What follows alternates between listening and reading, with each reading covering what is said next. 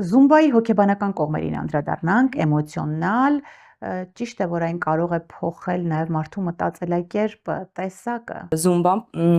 տարբերում է մյուս մարզումներից, հոգեպես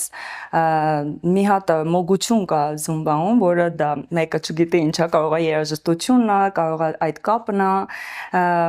չգիտեմ, որ գալիս է զումբա, թե հոգեպես հավասարակշռության ես հասնում եւ թե հասնում ես այդ ֆիզիկական գեղեցկությունին։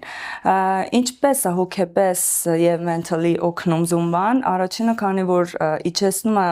կորտիզոլը, սթրեսն է իջնում, այո, կորտիզոլ հորմոնը իջնում է եւ սթրեսը պակասում է, ինչպես որ տեսնում ենք, երբ բնական ձևով սթրես ունենք, մարմինը սկսում է շարժվել, ուզում է հեռացնել սթրեսը մարմնից։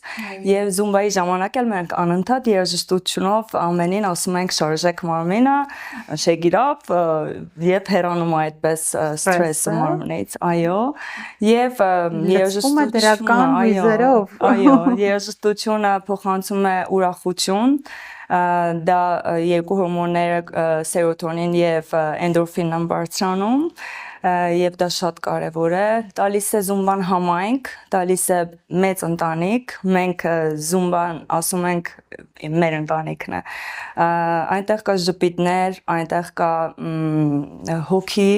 ամենը իրար հետ մտերիմ են զգում եւ շատ բաց եւ ազատ են զգում իրենց, դա շատ կարեւոր է կանանց համար, սկսում են հանգիստ ապրել, փոխվել եւ մոռանան դժվարությունները եւ ավելի կենտրոնացած լինան։